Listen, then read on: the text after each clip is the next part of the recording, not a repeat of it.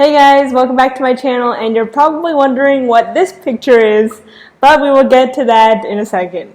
Today I want to talk about the lovely American education system. So everybody knows, or most people know, that the American education system sucks. It puts too much focus on test scores, gives way too much homework, and is extremely segregated by class and race, as well as sexist, as seen with dress codes primarily against female students, and the education system is transphobic, as seen with different bathroom bills passed throughout the country.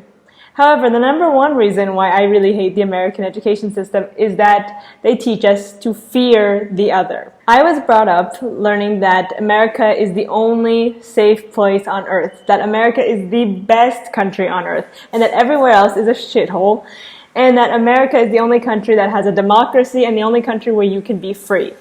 Well, wasn't that a lie? And they perpetuate this through textbooks.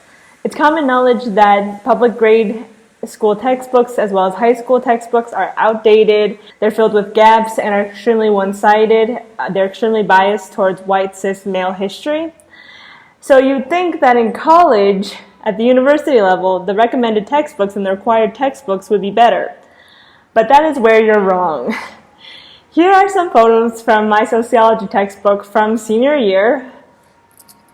There's one with a standard of beauty, there's one that talks about gender norms, and the last one is just a shocking image of someone stringing snakes through their face.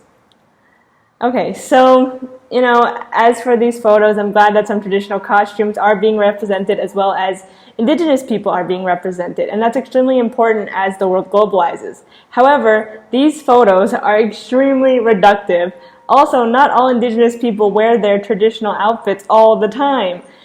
These photos are inaccurate when representing the population and are also misleading. I met some Thai exchange students who went to my school, and none of them wore rings around their necks. And it sucks, like I said, that the world's becoming more globalized, but it's clear that these photos are not being used to show and to celebrate differences of beauty or diversity, but rather to other people, to make the Western audience fear them and say, haha, they're strange, they look funny. And of course, the person from the US is the only normal, and I use that very sparingly, the only normal person in the world as seen in this photo collection. And this is like the bullshit that we're fed from the American education system. The American guy is, of course, not in any traditional clothing. Hey guys, this is just a thought I had while making the video. And you'd think that if they were trying to represent indigenous people, they would show a Native American person from an indigenous tribe from the United States. However, they chose to show a white person because this is the real beauty standard here. But then why not show the real beauty standards and the dominant cultures in other countries rather than indigenous tribes? It makes no sense to me. Alright guys, that's it. Now back to the video.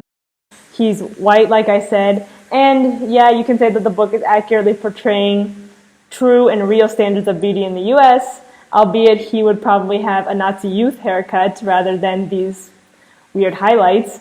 But clearly, if the book was trying to accurately represent beauty standards from around the world, they would know that people in China don't want to look like this. They want to have big eyes, thin, tall noses, smaller faces, long black hair, and wearing the sexiest designer clothes possible. So this book just got everything wrong.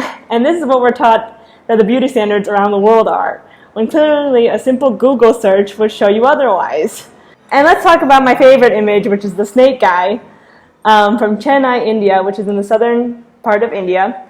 And the caption basically says that this man wouldn't be deviant in Chennai, India, because snakes are a big part of their culture. Basically, they use this picture of this guy to show what it's like to deviate from society in Western standards, but that in Chennai, India, this would be totally acceptable. And of course, I have to take this with a grain of salt and look it up for myself. I did a simple Google image search for, Chennai Indian snake people. No men with snakes in their mouths came up, but I did find a BBC article which talked about Chennai, India, and how it's home to 7 million people. So how can one image represent 7 million people?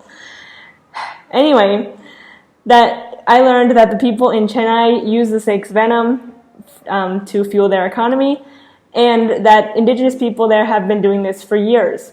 and the people in Chennai peacefully coexist with these animals. And these are all of the things that this book is leaving out and reducing to one jaw-dropping photo that would turn anyone's head, even in Chennai, India, I'm sure.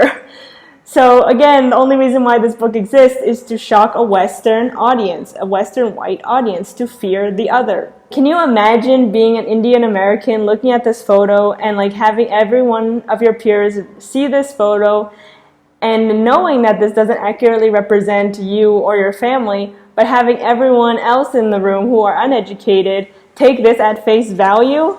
Wait, this not only hurts people from India, but also people who are living in America. And, you know, I am obviously guilty of bias myself. You know, before I educated myself, I thought that Brazil was a country filled with jungles, wild animals, and that people lived in huts. And that's my fault for not educating myself, but I also blame the American education system for not teaching us anything about Latin America or South America or Asia, or basically any other part of the world that wasn't Western Europe. So please go beyond your textbooks and actually try to learn about other cultures instead of just relying on these outdated school materials. I also suggest if you have any funny stories of high school textbooks, please leave them in the comments below. I would love to hear about them, and I'll see you in the next one. Bye.